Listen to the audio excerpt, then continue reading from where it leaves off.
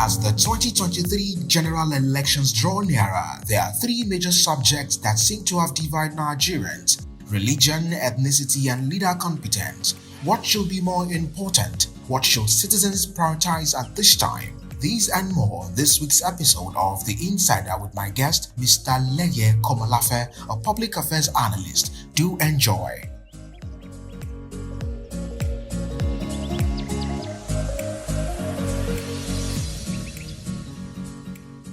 Thank you very much for joining on this episode, Mr. Leye. So, looking at what has been happening so far, 2023 is fast approaching, election year is coming fast, and a lot of things are happening all at the same time. Crazy things, a lot of discussions, a lot of argument. But there's a major argument right now, which is the issue of religion.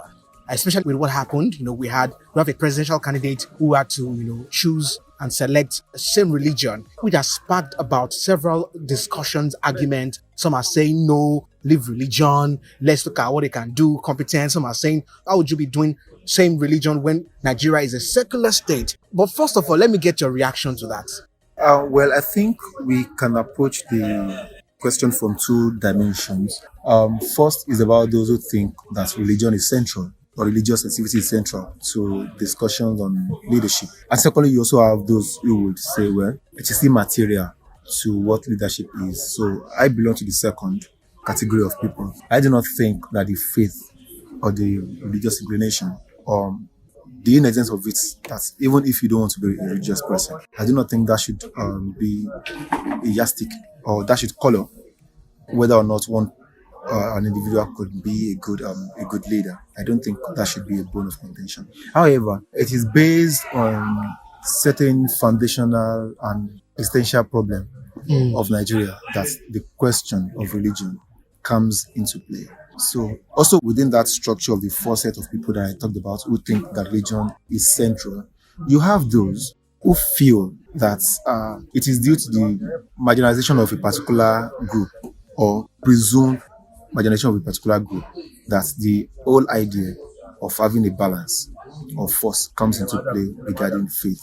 And the second set of people also will be willing to play the card of, well, at least we're in the majority. So as long as we're in the majority, we can always use our faith as the basis for deciding who becomes our leader. So for the person who wants to pick, say, a Muslim ticket at the federal level, maybe doing some calculation, political calculation of where would these numbers come from? Where would the votes come from? Okay. That the number game now. Number game. Where do you have the position of voters, and how are they likely to vote? So that is where you want someone who wants to play the Muslim ticket. Then if you then take that back also, say take it to the regional space, or take it to the state level.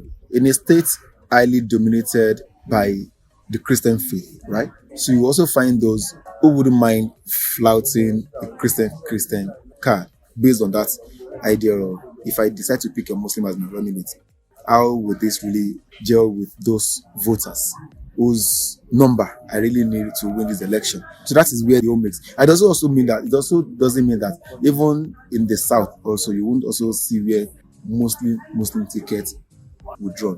But it's oftentimes first about the game of number, and secondly about the perception of domination, that a particular faith is about to dominate the political landscape of the country. So those are the things. But left to me, I do not care. Even if you're not even religious, as long as you can be a good leader, that is what. Before I move on to competence, for example, would you say that a certain kind of religion has been marginalized? Well, going by the history of Nigeria, this is a very tricky one, right? So even those who claim that you cannot have same faith tickets are also playing the card of binary, lumping everyone up into two religions, that is Christianity and Islam. Within their own constructs, they have already eliminated or sidelined countless other indigenous religions within the country, and they're still there. You have those who don't subscribe to these two dominant religions. So if any faith is really marginalized in that sense of the central government or the central units of the country, it will be those that do not belong to the Christian or the Muslim dichotomy, which they are creating to be the sense of whether faith is going to be marginalized during election or not. So you have Southern Christians now screaming or pushing that argument of no, you cannot have a Muslim Muslim ticket. Where do you live with the other faith? When they say other faith, they are talking about Christianity. They're not even talking about the other indigenous religions. Because even the person who is flying the Muslim ticket for the game of number, if they ask him to then drop the running mate and pick from another faith, because of the argument of game of number, that person is not likely to pick from the indigenous religions. So it's all about game of numbers as far as Nigerian politics is concerned. It is. So where does the place of competence actually come in? Yes, you've made your point that religion doesn't necessarily mean that someone can be competent or incompetent. But looking at a person's history, how can we tell that this person is competent enough? Even if by the virtue of our circular nature or of Nigeria, we can say, okay, maybe it's not so bad. Let's look at what it can do. So what then does qualify as far as competence is concerned? Most especially at the federal level. Well, a number of people, or many people who want to talk about the Nigerian political landscape, would not even start with the argument of competence. The same way the Constitution does not stipulate competence. It stipulates eligibility. Are you eligible to contest in the first instance? That is what the Constitution says. And so you'd find those who are going to latch onto that to say, well, is this person qualified to run for office or not? Those sort of people are there. They're going to push them. Right. Then when it comes to competence, when it comes to the notion of the idea of competence, that shouldn't competence then play a huge role in determining who becomes the leader of the country? They see that as a secondary matter. And it is very important. That is where the whole idea of campaign and manifesto ought to play out, right, in the build up to the election, so that we listen to you, even if you are not experienced. Or some person will say, oh, this person experienced has been the governor for a particular period, this person has been a senator, this person has been the deputy governor, this person that, looking at that idea of experience in terms of holding public office, not experience in terms of competence. There's experience in terms of having been an occupant of public office in the past. They consider that experience. In fact, that is what we see more as the argument of experience. Meanwhile, competence goes beyond that. But the focus oftentimes is not really on competence, on about how well did you perform when the result that was delivered when you had this office. So you find a CV of someone's. They say he had been governor for 8 years. He had been in the Senate, say 2 terms. He has been a minister. So by resume, this person is more qualified than others. But we're talking about the competence of that individual. So how do you judge competence? So if you claim to have this resume, then we should be able to track, trace, and then understand and critique what you have done in the last number of years that you have been holding public portfolio in the country. And I think that's, we could start the argument of competence from there. But for someone who is not experienced at all in leadership, in that sense of having spent a number of years in, say, in a public office, then that is where the argument of scrutinizing you based on your manifesto comes in. We should be able to ask questions, deep questions, because we want to know your understanding of matters, right? So, unlike what happened in 2015, when the current president was produced, the argument of competence wasn't there. It was the argument of he had been a leader for a particular number of years in the past, having been in the military for a number of years, he should be able to tackle insecurity. But we didn't ask. Nigerians didn't bother to ask, or many Nigerians didn't bother to ask. Some of us did, but we didn't have the live microphone at the time. Some of us did ask those questions. That how exactly do you want to tackle this? How exactly do you want to tackle corruption? Because I remember the president to be then, he was campaigning then, made a reference to global oil price, and he said he was going to stabilize that. I knew that was an unwise comment, because that means you do not even know how the global price of crude oil is regulated by market forces. So you don't even have an understanding of how that occurs. Yet your dossier, right? Your dossier as having been a military head of state and having been an army general for a while was then what people push forward. So that goes back to that idea of not looking at competence in terms of what we are, but looking at experience and the active education. Before I move on to how Nigerians should critique upcoming leaders, another card is on the table, the ethnic card. So we have the ethnic, the religious, the other one, the competence card. Now the ethnic part is coming. So for most people in the North, it has been assumed, because as far as I'm concerned, we don't have enough statistics to prove that, but majority of people say that, people in the North, there are Muslims in the North. So even having to have, first of all, someone who is from that side, and to even have him as a Muslim is wrong. So how do we put all this in a mix? What do we do to separate this to ensure that we are doing the right thing? It's a sad one, really, that in the 21st century Nigeria, the ethnic card is still being played. When we're talking about electioneering, it's a really sad one. And when you add religion into the mix, and then you have an overbloated expectation, which may not really necessarily be fulfilled eventually when these people come, when people emerge as leaders. Because if the ethnic card is played maximally, then it will no longer be a matter of whether an individual is competent or not competent. It's going to be a matter of it belongs to this ethnic lineage. Therefore, we are going to vote for him en masse. So competence is already sacrificed. It would have been a different thing altogether. Say if you have qualified candidates, they are all qualified, right? If they By are constitution. by constitution, Like constitution, they are qualified. they are qualified. But I'm talking about competence now. Okay. If you have competent individuals who are vying for these offices, competent, I think that would essentially limit the whole argument of ethnic, say, inclination. I think it would limit it will, because if our political debate over time has been about competence, has been about track record of leaders, results, I think the ethnic card would be less played. We're saying that on the table of competence, there are some things that won't show up. Yeah, if we have competence, if competence had been the basis for political debates and our political culture, I think the ethnic card wouldn't be played. Even if it's going to be played, it will be reduced drastically, because competence would then be the basis, for picking leaders. Still looking on the perspective of ethnicity. So one major argument is that some people have held on to this power. A particular region of the country has held on to this power for years. Why don't we just try someone else from another region, and that will be a fair game, seeing that Nigeria is multicultural, it is multi-religious. Yes, I agree with that point, but I think we should have started the entire thing with proper restructuring, right? So allow the component units of the federal structure to have a high level of autonomy, right? I think this was tried earlier, the time of regional government. It does not mean that a particular part may not feel sidelined at some point in time, right? But it wouldn't be as perennial as we have it now. Now, PDP used to have, when it drafted the constitution, they used to have this clause which they call the zoning formula. That's once power gets a particular place, it has to be rotated. Yes. But in the build up to this election, in the build up to the primary election of this year, that particular clause was presumably suspended to say, well, we are going to use merit and not zoning. I will know what that merit means. Merit does not mean merit. Merit does not mean merit in that sense. Because if it were to be really about merit, then the entire zoning formula shouldn't have been part of the constitution of the party in the first instance.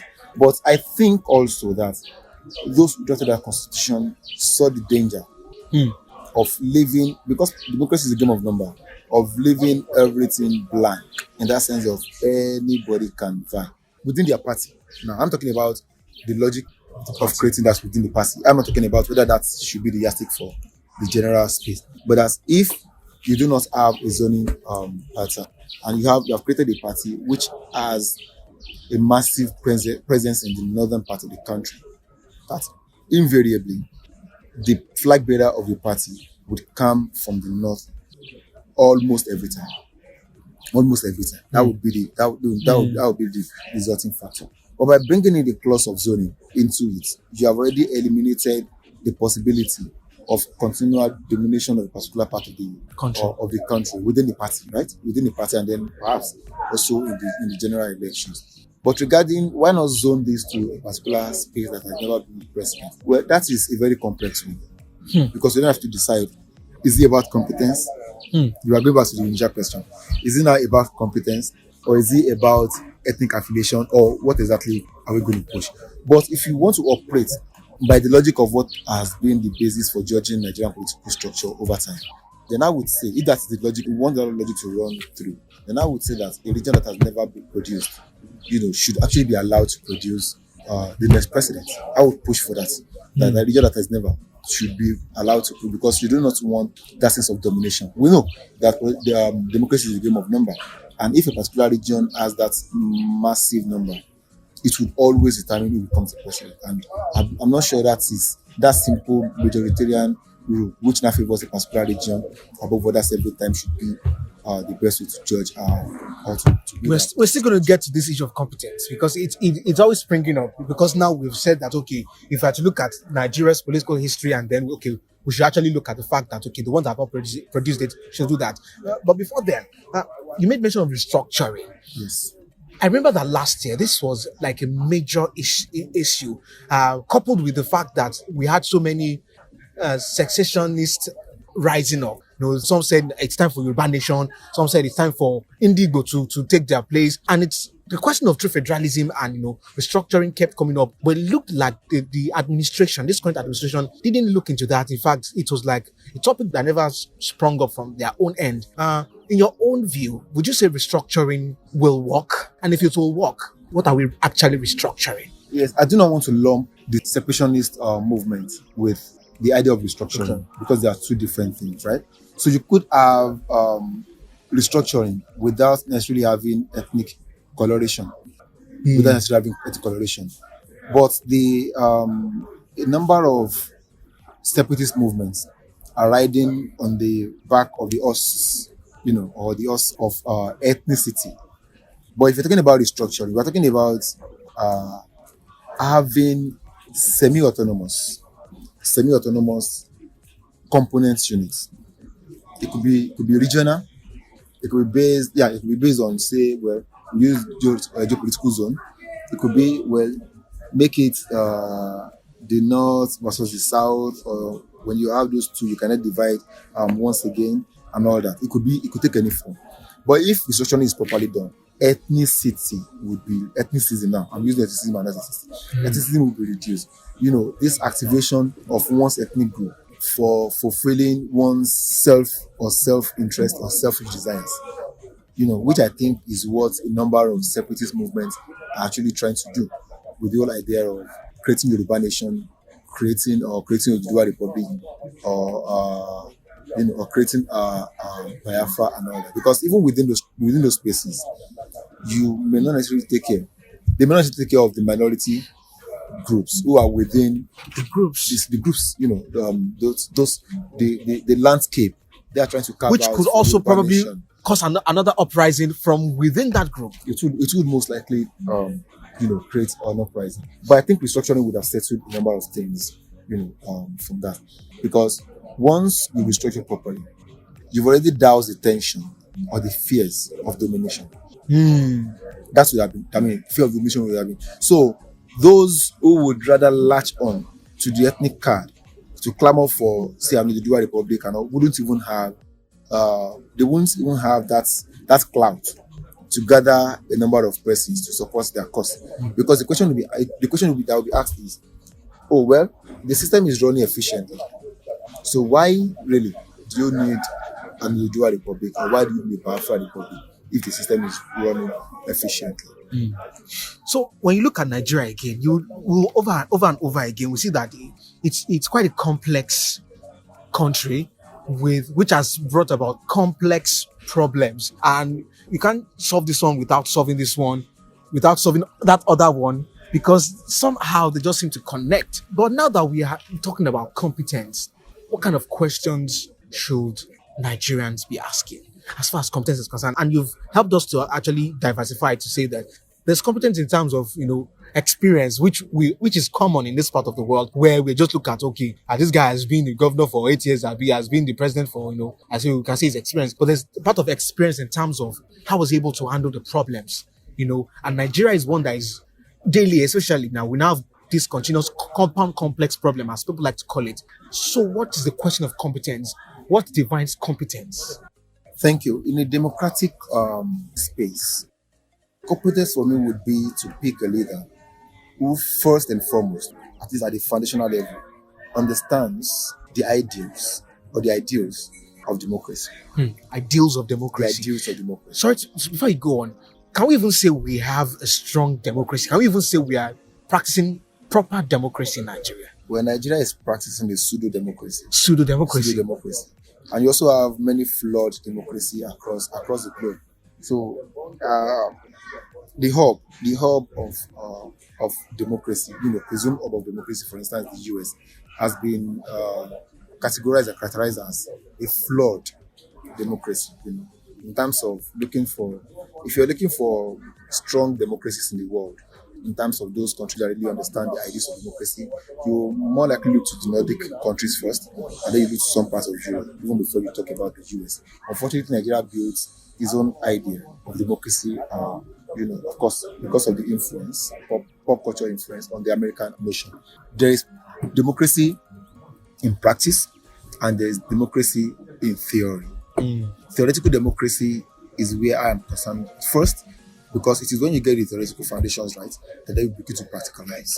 So, not to see democracy as a mere game of number, which is what Nigerians see democracy as at the point in time, but you see that from that angle of what if I am a citizen in a country, what should be the benefits? So, what is the idea of citizenship, for instance? That's there. What is your understanding of the notion of free speech? Freedom of expression, free speech, freedom of expression, and free speech in the sense of having conversations, constant conversations on how we want to be governed, or having constant conversations on how we want to be governed. How we want to be governed. So I consider that as one of the ideals of democracy, and then the notion of citizenship, right? So I should be seen first and foremost as a citizen, and not as a subject of a leader, which is what the Nigerian Democrats, a number of Nigerian Democrats, or many Nigerian Democrats think, democracy is all about. To say, well, the president has spoken, and that is it. Or the governor has spoken, and that's... But I say, no. A citizen in a democracy is not what you have, say, like what you have as a subject in a monarchy. So, but if you don't understand, if we don't start from understanding the historical foundation of democracy, then we'll keep getting it wrong. So which even means that the common Nigerian has to have this understanding of what true democracy is. And I feel personally, that sometimes Nigerians don't get the idea of democracy. Most of the time, the idea is democracy just be about is the voice of the people, which of course is basic. But like I've highlighted on this basic ideas of democracy in theory and in practice, which means that there should be some things that we should be deeper questions rather than just say, would the people have the voice? But continue. In fact, constant questioning of the space.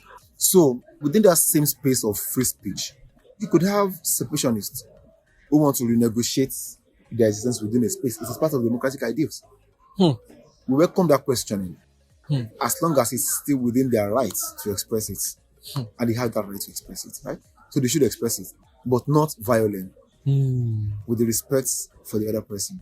So in a democracy, separationists can exist, or would be exchanges can exist, but they exist in terms of constant negotiation with the states on whether or not they want to remain in the union. That is part of what democracy is. Constant question. So back to the question of how then do we define competence? So the first one is that we must have a leader who understands the ideals of democracy. Still dwelling on this. So how then do we scrutinize some of these our candidates to know who understands the ideal of democracy? What kind of questions should we ask them? Simple. We're asking them, what is your idea of citizenship? We ask that. We ask them important questions on freedom of expression, right? On freedom. What do you see as freedom? In fact, up to those areas of national life that they think are untouchable. We ask them about all sorts, about homosexual rights. We ask them, we say, okay, if you become the president, would you make a move? Is it likely for you to make a move to overturn, or can you find a way to sponsor a bill to overturn, the state's position on criminalizing homosexuality? Because these are part of the questions that you're asking. Strong questions. We ask questions on what is your view on abortion rights. For instance, what do you think? Should people have a right to determine what they do with their body as individuals within a democracy? By that, you already by asking those solid questions, or those critical questions that they think shouldn't be asked in democracy, that is then when we get to know whether these persons really understand what it means to be a citizen in a country, and how not to allow just the ideas of the overwhelming majority to truncate voices, dissenting voices in the national space. Because these voices are also very important. And those are part of what I call the ideas of, or part of the freedom, that forms part of the ideals of democracy. So, in terms of defining competence, so the first one is that a leader must have an ideal perspective to democracy. So, what's the next one? And then we also want to ask you, you're going to be my president for the next 4 years at the minimum. So how are you going to run the economy? Because that's about what determines quite a number of things. To go back to Karl Marx's position, or now the material, is actually the superstructure in that sense. It is the material basis of our existence. That is first and foremost important, right? Before any other thing, the material culture dictates the other dimension of our existence. So how do you plan to run the economy? What economic model do you plan to run? How do you see education? What are your views regarding education? What do you want to do in different sectors of our national life? How do you plan to increase political participation? These are important questions that we should ask those who want to be our leaders. So basically, ask questions on what they think are the ideals of democracy. What model do they want to run in reviving the economy? So my question now is that for a citizen to ask these questions, it means that the citizen has a background of foreknowledge of all these concepts. And when you look at the majority, when you engage them, it's almost, I don't have the statistics, but for me personally, it almost looks like, for example, when you talk about economy, for example, the ordinary man, does he even understand what the economy, or is it just that when things are getting high, is when you understand that economy is bad, or what? I think it's the same way the political class also don't understand the economy. Because the president, we have a CBN governor, right, who came out openly to say that Naira was being devalued because of the ends of Aboki FX. The Aboki FX announcing the exchange rate was part of the reasons why Naira was getting devalued. And then they shut down the website of Aboki FX. And here we are about 9 or 10 months afterwards. And Naira is on a free fall. That a CBN governor could even say that. One that you consider to be a top economist. It's expected that will be one of the coordinating economists of the country. So if the number one economist at the federal level, in that sense of hierarchy, they also understand basic economics of how currency works. Then there's a problem also with the political class. So I'm not going to limit that, because I don't want to be condescending to say, well, it is the commoners who don't understand how our economy works. But you do agree that we need more Nigerians who have basic understanding of this, so that we can that's where competence. That's where the competence argument comes in. Yes, if you don't understand how the economy is drawn and you are a CBN governor, it's a problem. If you do not understand the ideas of democracy and you are the president, then there's a problem. These are the fundamental issues that I think we have. So how do we start reorienting people regarding how do you reorient at that level, or you seek for those who already have these ideas and then you push them up as a competent individuals who should run the state? I think that would be it. And now to go back to one of the contestants also, who wants to be the president, I think from different conversations I've tagged him a conservative bookkeeper. In the sense that I think one of the arguments is pushing for, and this is not to demobilize, this position is not to demobilize its voters, right? But it's just a matter of asking critical questions. Who wants to be the president? And then he said, well, as the governor for 8 years, he saved up this amount of money in the government coffers. And he invested a huge sum of money from the state in his private company, the family company, right? And I want to ask that if you are so efficient as a governor for 8 years, why would you save up resources in the state coffers when there are other aspects of the economy within which you can invest that same amount of money? So are you saying that you were only able to cut down on expenses, which is a good one, which is a good thing to do? Our democracy is too expensive to run. I agree. You can cut down on expenses, but to what end? The money saved up, what was it spent on? Did you grow the economy of the state while you were there? Which is wanting to cut down. So to cut down on what keeps coming in and not to improve it is why I would call you, say, a conservative bookkeeper. Because what you have done is to say, well, this is where we're going to spend this money. We're not going to spend this money on a particular one. But did you grow the economy of the state for that period? Which other aspect of the state, of the national life, the life of the state, did you touch while you were there? So these are critical questions that we should ask those who want to be president. And for the person who has also been the vice president of the country for 8 years, also needs to ask, this question. And for someone who had been a governor, of the largest economy in the country for 8 years, we should also ask the same questions. For them. I mean, I just picked, some of the front runners. Yeah. In the forthcoming elections, we should ask them these questions. So what about orientation?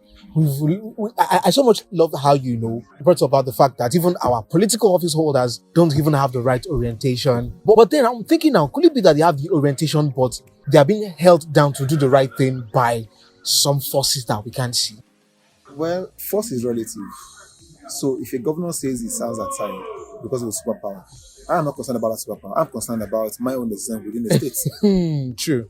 Whatever power is holding you down is not my business, right? You promised to say this, and so you must. So I'm going to hold you on, by not delivering your promises. So I am not concerned about forces that are holding you down, because you know that the forces holding you down are actually holding you down for their own political interest, and you're agreeing to be held down because of your own political interest. In most cases, because of the election, because somebody also wants to go to the Senate, or one day you want to be the minister, or you want to toe the party line. So you do not want to step on toes. And I give an example of what happened to the former governor of Lagos State, Ambody, who was accused of not servicing the party structure. This is not a case for him, that he was an excellent governor, and this is not a case for him. But I'm just talking about that understanding of whether or not one person wants to toe the party line or through, or wants to be competent as a leader.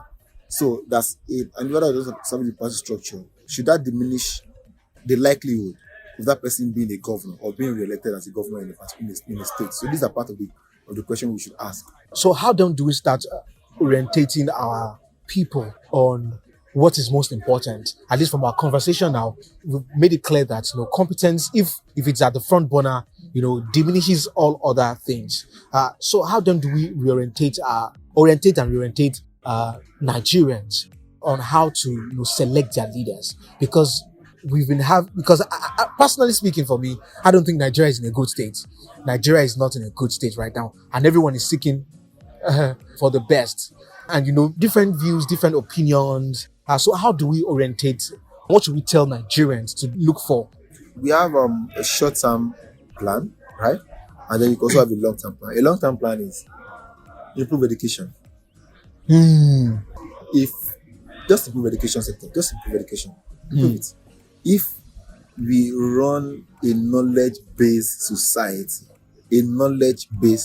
some of these questions will be taken care of. In fact, we'll ask advanced questions. So no governor would come to you to promise you a good road in the 21st century. No, I mean, if that's solid, no good governor would come to promise you in the 21st century will come promise you good road. These were promises of the 60s that keep recurring. No good governor would come around to say, well, I'm going to construct road for you. This should not be the kind of discussion we'll be having in 2022. And now it has further dipped, because now payment of salary has become part of the weaponized instrument, for election. You say, I'm going to pay salary, as if salary should be negotiable in the first instance. Very good. So once you strengthen the education sector, and then you make the country a knowledge-based society, that is the long-term knowledge-based society. Knowledge-based society at every level. At every point, knowledge be that how should this work? How can we make this work? These are the critical questions, and not a matter of where Baba has said this is the way it should be, and that's the way it should be. Somebody has said that this is the way it should be. If it's a knowledge society, if it's driven by knowledge, then some of these questions will be taken care of. Then in the short-term plan, of course, back on social media, keep asking the questions. What are you going to deliver? It is not just about Imilokan, right? Or Awalokan, or Lagbaja Lokan, and all that. That's not, or unifier. Or now you have to be obedient. If I decide to be disobedient, politically. I mean, by your own calculation of being obedient. If I decide to be disobedient politically, it may be as a result of not seeing those ingrains of the ideas of democracy in that candidate. If I already decide not to be articulated, it will also be the case that I've not found, the picture of those ideas of democracy in this person who wants to be the president. So these are the questions I think people should be asking beyond being articulated, being obedient, or immunoconism.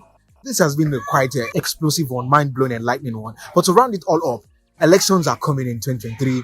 Lots of things are happening in the country, insecurity, political questions all around. People are questioning. In fact, supporters are attacking each other. No, your governor is this, is that. All sorts of things are rising up. What should be the top 3 most important things we should be looking out for as far as election is coming? Like we said, let's question them, and let's look out for competence, and let's then see also whether they understand the ideals of democracy. These are the 3 most important things that I think we should keep doing. Oh, well, thank you very much for joining on this episode. That will be all. I wish we can go on and on, but this is how far we can go. Thank you, Mr. Leye, for joining me on this episode of The Inside. I hope you answer me when I call next time. Thank you very much. Thank you for joining in again this week, and I hope you had a good time. Please ensure to subscribe to this channel from wherever you listen to podcasts. Special thanks to my sound engineer Tom Lucky Media. I am Kayode Sonny. Until I come your way next time, I say stay lifted.